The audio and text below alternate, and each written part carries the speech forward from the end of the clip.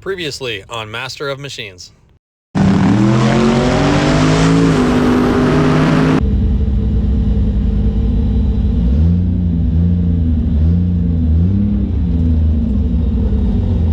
Car's back on the trailer because it started making some noise from the engine. It's a knocking noise. It sounds bottom end related.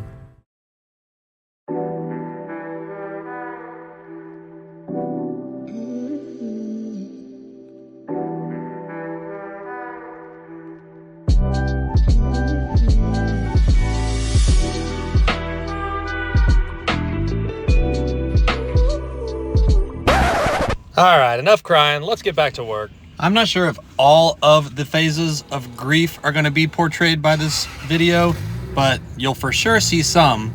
First one we're going to see is denial.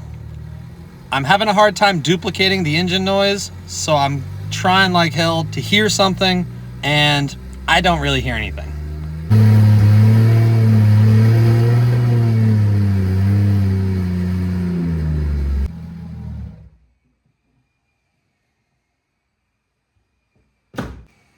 I'm not actually sure if there's anything wrong. I cut open the oil filter and found that it was absolutely packed with metallic debris, but still, I felt like there was some possibility everything was okay. All right, y'all, so I just drained the oil out of our new Hurt engine, presumably.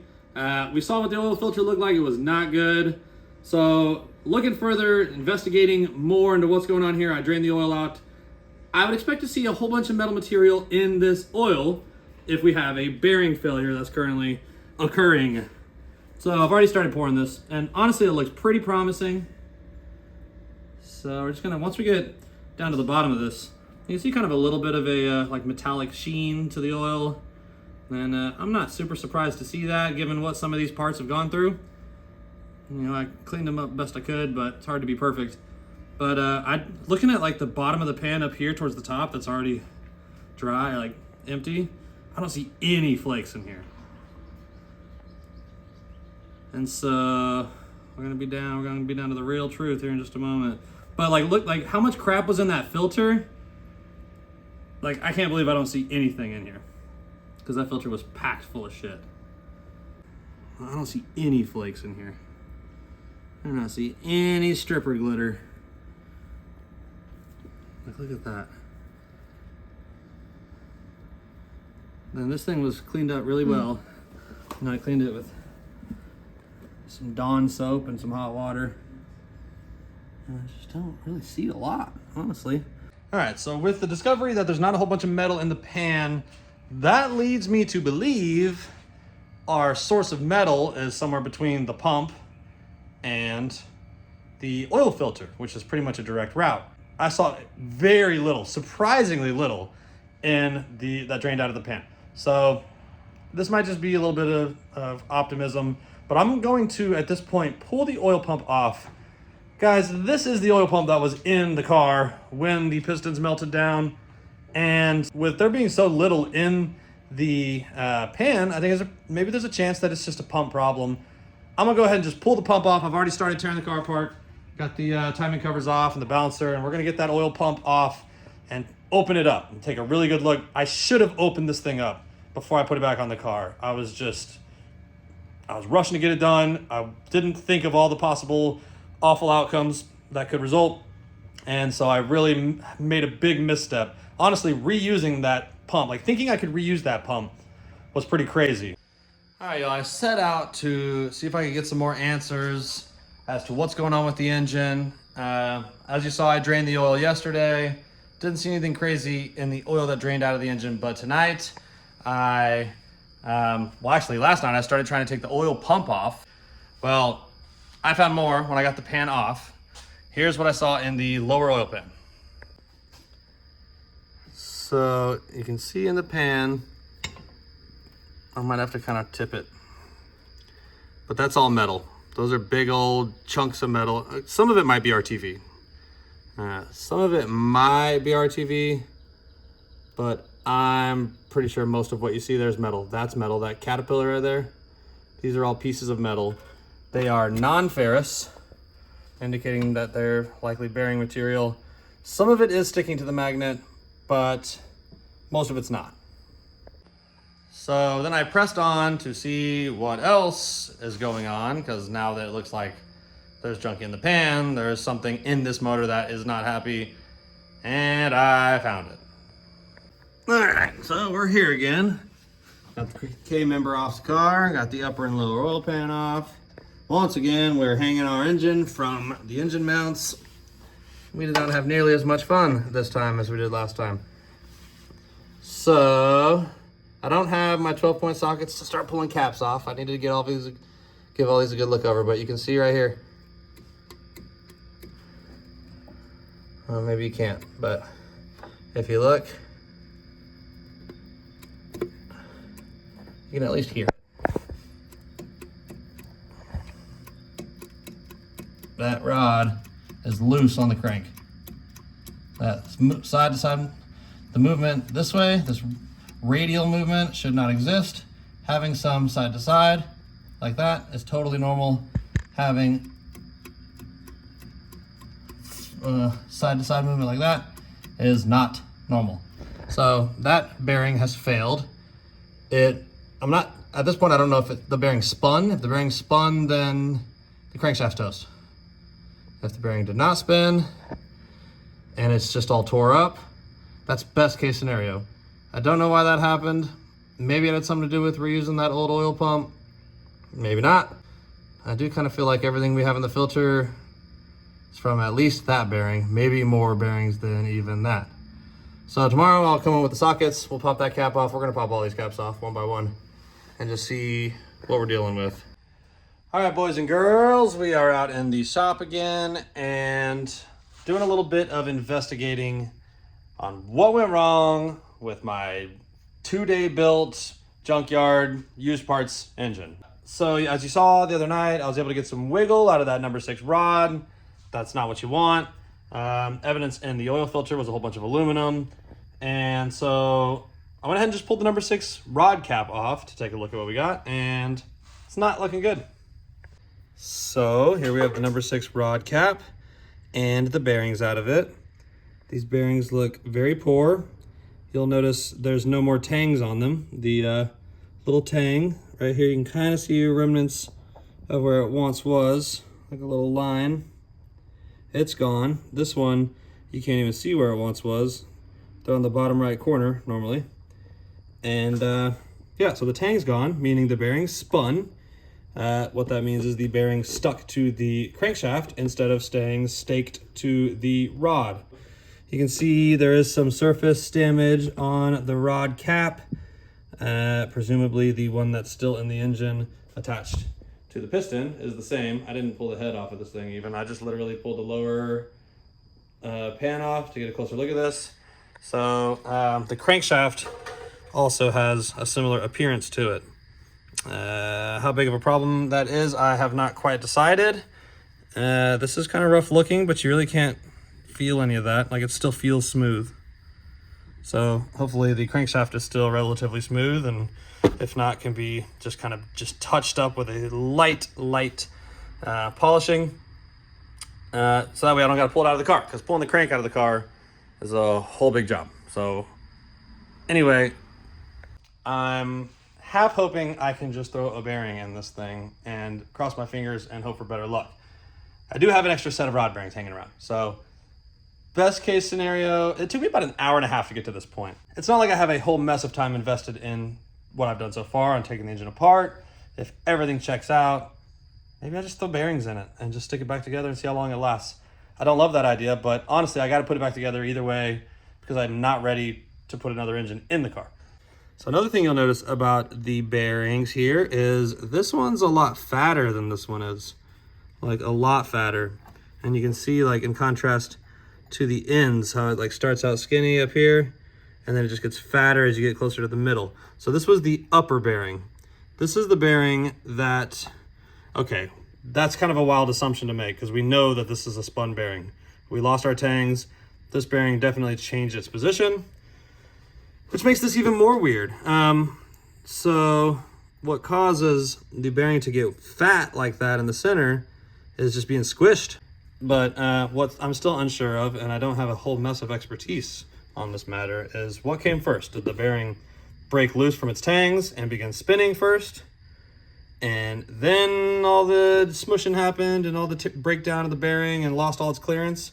Or did it lose all its clearance first, which allowed the bearing to sit loosely in its little tang spot there, and it was allowed to spin because there just wasn't enough holding it in place anymore? I don't know. To try to have a better understanding of what happened, I went ahead and took the oil pump apart. So here we have the oil pump plate. This plate goes on here like this. We took it off, and the areas, this is just like Turbo 400 stuff. So I know my way around this because I've tore up some Turbo 400 pumps. But what we're gonna be looking for is like a ledge on the flat area here and here. And you can see a line, but you can't feel that. That is not actually worn in any noticeable amount. So that's where those gears would be riding. So if you had like a big ledge here or here, then you'd have excessive clearance between the gear and the plate, and effectively be not making a good seal and not be pumping oil as good. So moving on to the gears, I already kind of checked this stuff out and wiped it down a little bit, but there's really nothing going on here. So again, we're gonna look around the edge for like a lip. Let's pull this inner gear out. It's really easy to do. We're just gonna lift. It comes out. Now we're gonna look for any kind of like pitting or damage to these little teeth on this gear. And I didn't find anything super notable. And same thing here. We'll just grab this, lifts right out. We're gonna look for any damage on the outside and on the inside where junk would have ran through. And again, there's just not much to see here. This all looks pretty fine. Okay, no cracks, no blemishes, no pitting. Seems fine. Down here, we want to check this inside edge here for a ledge. If it had a ledge here or here or here, if it had a ledge you could feel, that would indicate that gear is like grinding into. It would have probably an area that it tends to push harder into. I'm not sure where that would be. Somewhere around here, but there's no ledge on any of these contact points. I took a little screwdriver, pushed up on the oil pressure regulator valve there, and it moves freely when with a little bit of pressure. So that all checks out. There was some little bits of metallic debris around the sealing surface here, which is not a surprise. It was all in our oil filter. It was in our pan. Of course it's going to be in the pump. It goes through the pump to get to the oil filter. So overall, the pump actually checks out pretty good. I don't see anything wrong with the pump. So it's certainly possible that there was some stuff hanging on this pump, swapped it over, shot shit straight into this bearing, made it grab the crank, spun it around, rest is history. Anyway, here's all the other bearings. And honestly, they still look exactly the same as the day I put them in. With some very, very like minor wear lines in it now. Like these were like brand new condition. And these are, again, just a reminder, these are the bearings that were in the engine that I bought from a field in the middle of nowhere. And they came out looking brand new, so I reused them. So I do not know what brand these bearings are. I cannot speak for them. They just look to be brand new. So I did a clearance check with plastic gauge. They were good. We sent it. And that's where we're at right now. Let's go take a look at the crankshaft. All right, here's our crankshaft journal. And it does not look great.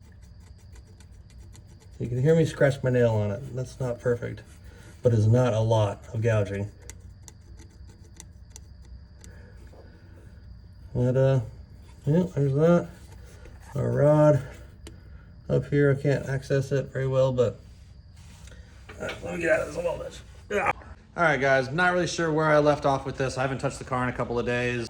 So what I'm gonna do, I gotta put this engine back together anyway.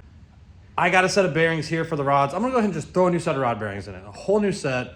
I know where they came from. They're ACL race bearings. They're a decent bearing, or at least a brand I've heard of. I don't know how much people like them, but it's an okay bearing, I think. So we're just gonna take out these unknown mystery bearings out. But I kind of need to see how clean I could get the crankshaft journal, decide if it's even worth like any of this.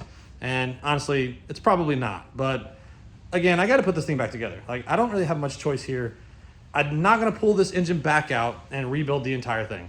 I don't think that I need to do that. And there's really not a lot riding on this. Like, it's not like this is a customer car. I'm going to sell it to someone and have pissed off people hit me up. Like, this is just my little project. So I'm going to attempt to fix this. So I have been actually trying to clean up the crankshaft this morning using just some emery cloth, some 600 grit emery cloth, and just wrapping it around her and just kind of scrubbing her up, and it's working really well. And I think I'm just about ready to go ahead and throw the bearing and rod cap back on. The rod cap did have a little bit of discoloration, a slight rough appearance compared to the other caps. Obviously, it looks different than the other ones. You know, it had a bearing spinning in it for some amount of time, not sure how long. So what I think really the discoloration was more than anything is just transfer of that bearing material onto the steel parts. But I don't think we lost any notable material from the rod itself. So I'm gonna go ahead and just throw a new bearing in this thing, put it back together. I'm gonna check the mains. Honestly, like looking at the bearing failure that we had, like looking at this, like this is obviously messed up and squished, but like there's not a ton missing from this. Like it seems like most of it is here still. And you know, I found a fair amount of stuff in the filter and a fair amount of stuff in the pan. So I'm like, I don't know that this is the extent of the damage, and honestly, it'd be totally foolish to assume that it is. So I'm gonna go ahead and pop off all the mains one by one, just under the car, take a look at the bearings, make sure they're in place, make sure everything looks okay, then I'm gonna stick them right back on without changing anything else. So just in case there's more failure that I don't see, but what we're gonna have going back together is a thoroughly cleaned and inspected oil pump, all the bearings inspected, and new rod bearings. And yeah, and we're gonna stick it back together, and I'm gonna put oil in it, I'm gonna run the damn thing, and I'm not sure if I'll like try to make a track day out of it or if I'll just drive it around the neighborhood for 10 or 20 miles or something, and then just pull the oil filter right back off, cut it open and see what's in it. And if it looks like trouble's continuing, then, you know, we'll just leave it at that. At least the car's in a movable state, which is kind of a big deal for me. I'm very limited on space. So anyway, that's the plan right now. Let's take a look at this this rod journal, and you guys can see for yourself and decide if I'm a total fool. All right, so here's number one. This is a good rod journal. That's what it looks like. I have just like a little lint on it from my towel. Maybe that lint is what caused my other bearing to fail. Who knows? But here's the one in question. And I have been sanding on it, so it's not quite as sheen, but like it is smooth to the touch. Like this is smooth as glass. Like I can't catch a nail on anything. All the way around is very smooth. And that's how we're gonna be sending it, boys. I need to give that a good wipe down because I've heard that just the oils from your fingers can cause that bearing to grab. And I'm usually very careful about that. So I will wipe that down really well. And yeah, then we're gonna go ahead and throw the rod cap back on it and then pull all these mains and give them a good look, and then we're gonna move on. All right, well, change of plans. So I did find some more problems trying to do this quick fix on this thing, and we're bailing on that plan because the connecting rod has been compromised. Just not really a surprise to anybody. You know, you gotta, when you squish a freaking bearing like this and you got freaking clacking around in there, I suppose that's to be expected. I think this bearing probably was in a bad way before I made my 6-second run, because the damage that's on this stuff kind of looks like it saw some pretty serious horsepower. Just the way that bearing is so squished. But also, when I went to install the cap on the rod in question on number 6, it was kind of snug getting on. Like it didn't seem like pulling the rod down onto the crank journal, you hear like a thunk, like a real satisfying like whenever you set it down. And number 6 didn't do that. And I was like, man, that's weird, because they always do that. All 5 of the other cylinders did. And every time I've ever put rods in a motor ever, you just get that little, like it sucks down. It's a very distinct noise. Number 6 didn't do that. And I even pushed it back up and pulled it down again. And once again, it didn't do it. So I'm like, okay, that's weird. So I put the cap on, and the cap seemed to go on just as good as all the other ones. And I just ran the bolts down like hand tight, finger tight, just as far as I could. And I noticed once I had done that if you grab the connecting rod, even if it's fully torqued, if you grab the connecting rod on a crankshaft, you should be able to wiggle it. It should have some side-to-side movement that it 100% needs to. And number 6 didn't. I couldn't wiggle number 6. So I'm like, what the hell? So then I'm like, well, maybe it's like cocked. Maybe the cap's like cocked over because it's not, because I haven't tightened it at all. So I just continued to tighten it, just kind of kept snugging it down, turned the engine over to try to just kind of center everything, you know. Still, I couldn't get any side-to-side movement. So then I pulled it all apart again, and my bearing already has some wear on it. So this is the new brand new bearing. You can see where the coating's been rubbed off on that edge. And this side's starting to do the same. And the one up on the rod is starting to do the same. So I'm like, okay, well that's weird. Like that coating shouldn't just wash away, I don't think. Because I don't know, these black ones that I did have in there, that coating's still intact on all of them, except the one that failed. So then I'm like, well shit, it seemed like maybe the rod was too wide to fit in the little channel on the crankshaft. Like it was too wide to have any side to side, but I mic'd it with another cap that I have, a known good cap, and they're exactly the same. And I was like, well, maybe it twisted. Maybe it like has a twist to it now. But I can't find any evidence of that either. I can put it on a perfectly flat surface and there's not a single bit of light shining through. Like, anyway, so I'm just kind of chasing my tail. Like, why the hell does this feel so weird?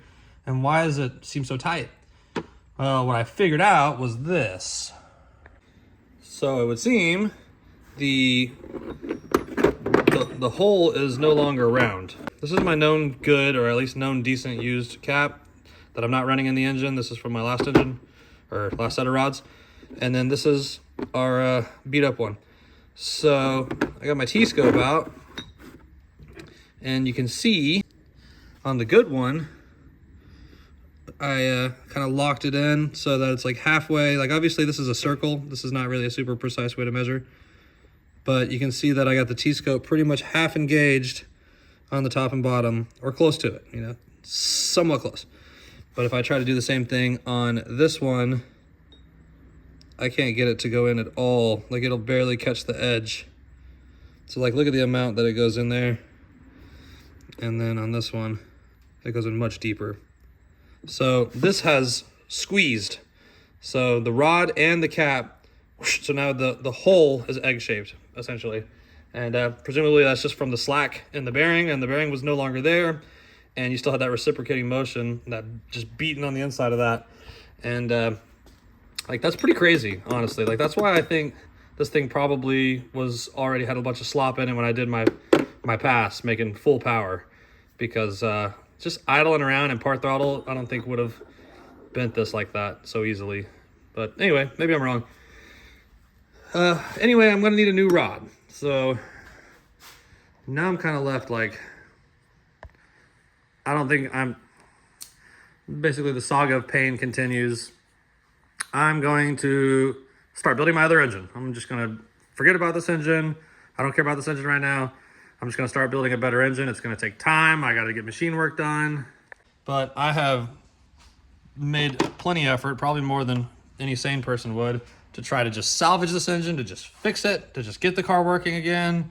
And now it's pretty clear that it's all just kind of been a waste of time. So, you know, I've lost a couple of days to this. I haven't spent a ton of money on trying to keep the GTE internals engine up and running. You know, I'm probably out $500 that, you know, I'll get back somehow. I'll never get it back.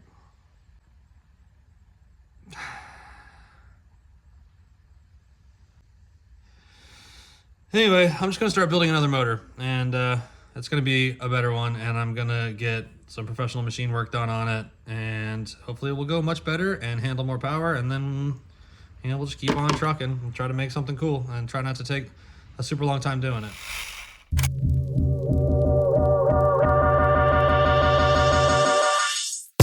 Yo, I was just bullshitting about all that. You know what I did? I took the motor out of the car, I threw a different crankshaft in it, different connecting rod on number 6, all new main bearings, all new rod bearings, and threw it back together. Now I'm on my way to Yellow Belly to do some test passes, baby. Let's see what it'll do out there. Yeah, box body here. Should I race this box body? Just not sure. I was out there solo, but luckily I had my new friend Juan, who works the starting line, putting glue down under my tires for me. Yes, sir.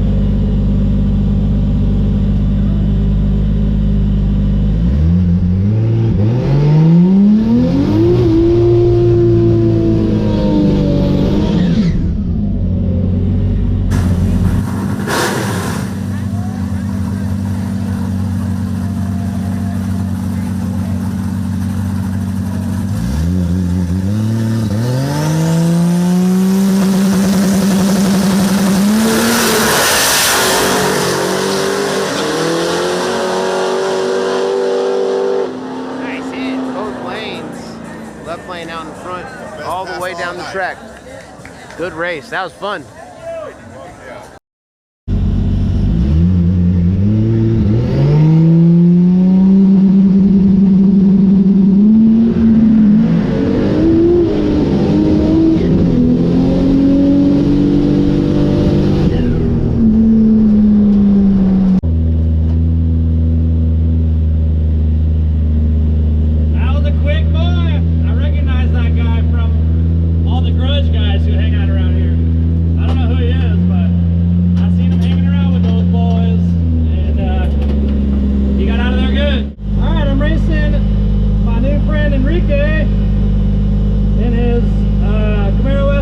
With a supercharger swap. He's got one of those LS9, LSA, LT4, I don't know what it is, but he swapped the supercharger into it.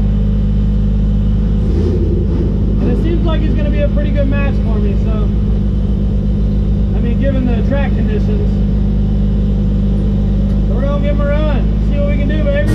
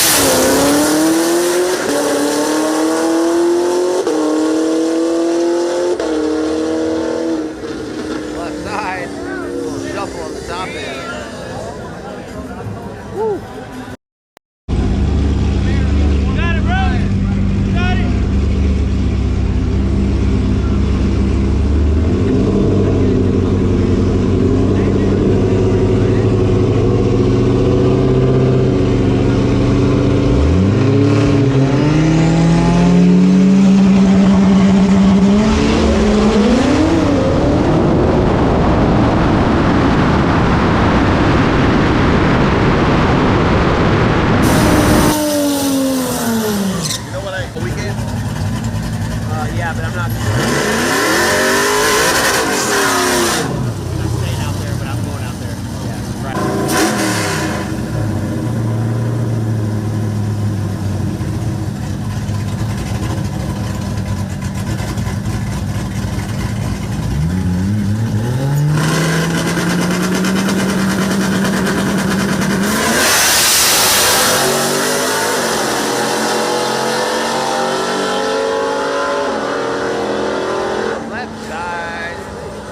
Turbo car. So I'm gonna leave this one off right here. I had just made another trip to Yellow Belly and made some more passes, but I'm gonna catch you guys up on that next week because we got a little bit of new stuff to go into, some new players, some new activities. So we'll go into that a little bit more next week. But as of right now, the engine's running strong. The car is doing what I built it to do, and we keep getting quicker and quicker on the poor surface that is Yellow Belly.